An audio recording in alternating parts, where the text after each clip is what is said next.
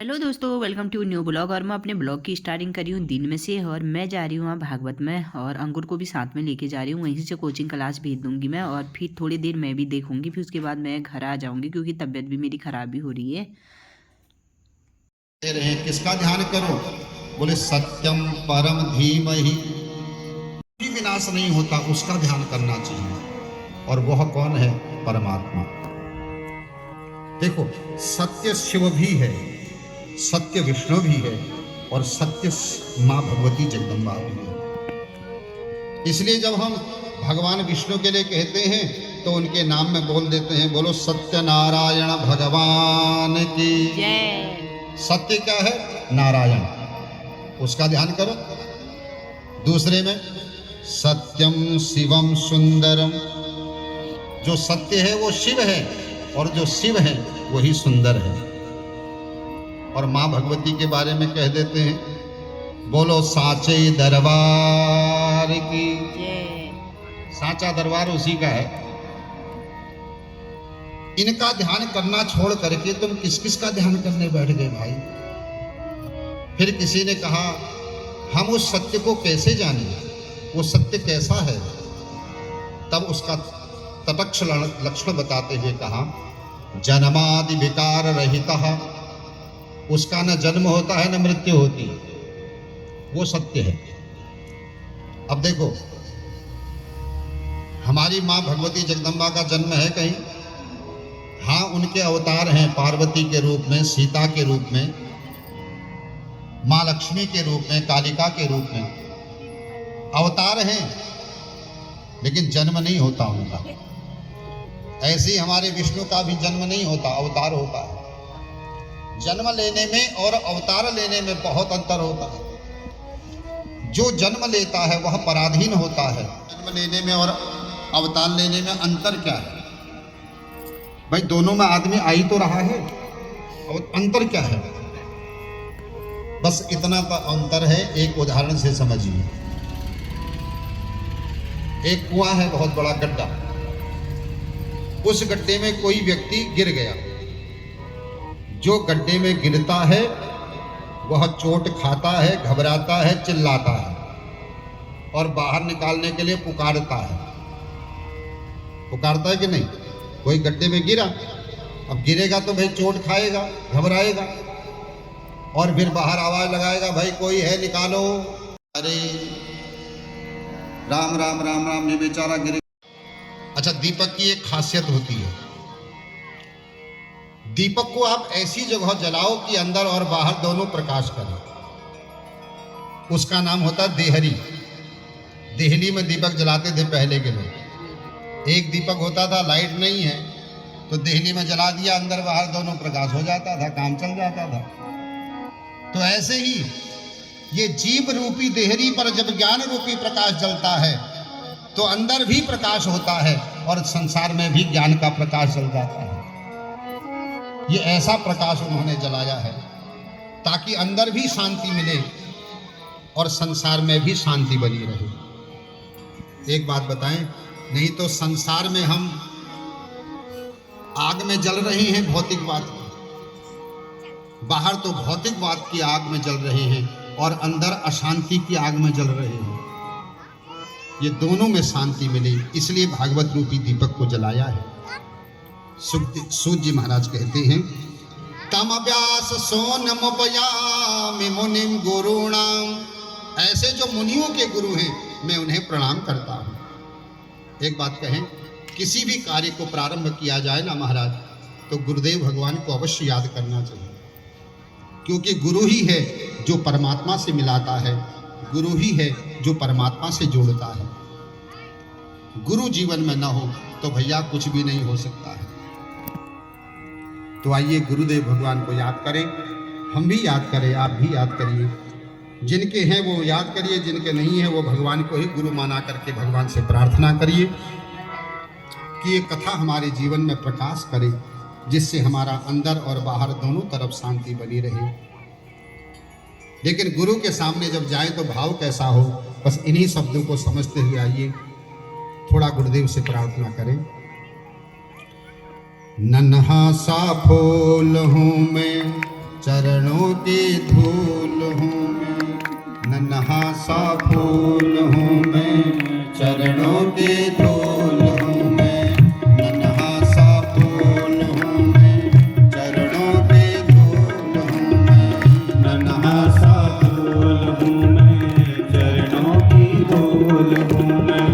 आया हूँ मैं तो तेरे द्वार, गुरु जी मेरी पूजा करो स्वीकार, गुरु जी मेरी पूजा करो स्वीकार। नन्हा सा फूल हूँ मैं, चरणों की फूल हूँ मैं, नन्हा सा फूल हूँ मैं, चरणों की धूल हूँ मैं। आया हूँ मैं तो तेरे द्वार, गुरु जी मेरी पूजा करो स्वीकार, गुरु जी मेरी पूजा करो स्वीकार, गुरु जी मेरी पूजा करो स्वीकार। मेरी पूजा करो स्वीकार। गुरु के सामने जब भी जाए हमेशा यही प्रार्थना हो, मैं आपके चरणों की धूल हूँ। एक बात बताइए, गुरु के सामने कभी भी अहंकार नहीं चाहिए महाराज, न चलता है। तुम बहुत कुछ जानते हो तब भी गुरु के सामने मूर्ख बनकर रहो, अविज्ञ बनकर रहो, विज्ञ नहीं। बस एक ही बात कहो, गुरुदेव आपके चरणों की धूल हूँ, बस आप कृपा करें यह जीवन संभल जाए, बाजार में माल मिल जाए, थोड़ा पहचान मिल जाए। गुरु माल और पहचान के लिए नहीं बनाना चाहिए, गुरु इसलिए बनाना चाहिए ताकि मैं इस जीवन को जीना सीख जाऊं। एक भक्त अपने गुरुदेव से प्रार्थना करते हुए कहता है, प्रभु सुन लो हाँ, सुन लो हमारी अर्जी, मुझको तो ज्ञान दो, जीवन को जीनो सीखो ऐसा वरदान दो, जीवन को जीना सीखो ऐसा वरदान दो, जीवन को जीना सीखो ऐसा वरदान दो, जीवन को जीना सीखूं ऐसा वरदान दो। सूरज से शान पाओ, चंदा सा मान पाओ, सूरज से शान पाऊं, चंदा सा मान पाऊं, सूरज से शान पाओ, चंदा सा मान पाओ, सूरज से शान पाऊं, चंदा सा मान पाऊं। इतना सा दे दो उपहार, गुरु जी तेरी पूजा करो स्वीकार, गुरु जी मेरी पूजा करो स्वीकार, इतना सा दे दो उपहार, गुरु जी मेरी पूजा करो स्वीकार, गुरु जी मेरी पूजा करो स्वीकार। नन्हा सा फूल हूँ मैं, चरणों की धूल हूँ मैं, नन्हा सा फूल हूँ मैं, चरणों की धूल हूँ मैं। आया हूँ मैं तो तेरे द्वार, गुरु जी मेरी पूजा करो स्वीकार, गुरु जी मेरी पूजा करो स्वीकार। नन्हा सा फूल हूँ मैं, एक ही प्रार्थना गुरु के चरणों में हमेशा हो। सूत जी कह रहे हैं, गुरुदेव मुझे ऐसा ज्ञान आप दीजिए, मैं इस जीवन को जीना सीख जाऊं। जैसे सूर्य के आते ही लोग सूर्य को जल देते हैं, हाथ जोड़ते हैं, ऐसे ही मेरा भी मान बढ़ जाए। चंद्रमा के आते ही जैसे ही शरीर को निरोग रहने के लिए औषधियाँ प्रकट होती हैं, ऐसे ही मेरे जीवन में शांति आ जाए। बस इतना सा उपहार आपसे चाहता हूँ गुरुदेव। लेकिन एक बात कहें, गुरु हमको सब कुछ देता है, हमारे साथ सब कुछ करता है, लेकिन कब? जब वह हमारे व्यवहार को देखता है, हमारे आचार को देखता है, और जिस व्यक्ति का आचार और व्यवहार अच्छा होता है ना, गुरु ये कृपा उसी के ऊपर करता है। गुरु को सब याद करते हैं, लेकिन धन्य वह चेला होता है जिसको गुरु याद करता है। लेकिन कब गुरु याद करता है? तो यहां पर एक पंक्ति में लिखा है, गुरु के सामने जब भी जावें बस यही भाव प्रकट करें, मैं तो निर्गुणिया हूँ बस इतनी बात है। मैं तो निर्गुणिया हूँ बस इतनी बात है। मैं तो निर्गुणिया हूँ बस इतनी बात है। मैं तो निर्गुणिया कोई गुण हूँ नहीं। बस इतनी बात है। मेरे में कोई गुण नहीं है, कोई आचार नहीं है, कोई विचार नहीं है, बस आप कृपा करें तो शायद गुण मिल जाए।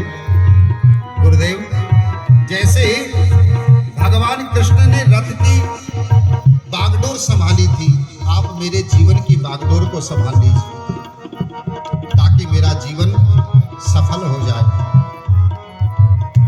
मैं तो निर्गुणिया हूँ बस इतनी बात है। मैं तो निर्गुणिया हूँ बस इतनी बात है। मेरे जीवन की डोरी अब तेरे हाथ है। मेरे जीवन की डोरी अब तेरे हाथ है। मेरे जीवन की डोरी अब तेरे हाथ है। मेरे जीवन की डोरी अब तेरे हाथ है। थोड़ा सा गुण मिल जाए, निर्धन को धन मिल जाए। थोड़ा सा गुण मिल जाए, निर्धन को धन मिल जाए। मानो तुम्हारा उपकार, गुरु जी मेरी पूजा करो स्वीकार।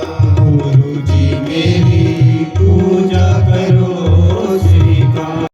सा फूल हूँ मैं, चरणों की धूल हूँ मैं। आया हूँ मैं तो तेरे द्वार, गुरु जी मेरी पूजा करो स्वीकार। गुरु जी मेरी पूजा करो स्वीकार। गुरु जी मेरी पूजा करो स्वीकार। देखो, उत्तर तो हम बिना गुरु कृपा के भी दे सकते हैं, लेकिन किसी के प्रश्न का समाधान हम तब कर सकते हैं जब गुरु की कृपा हो।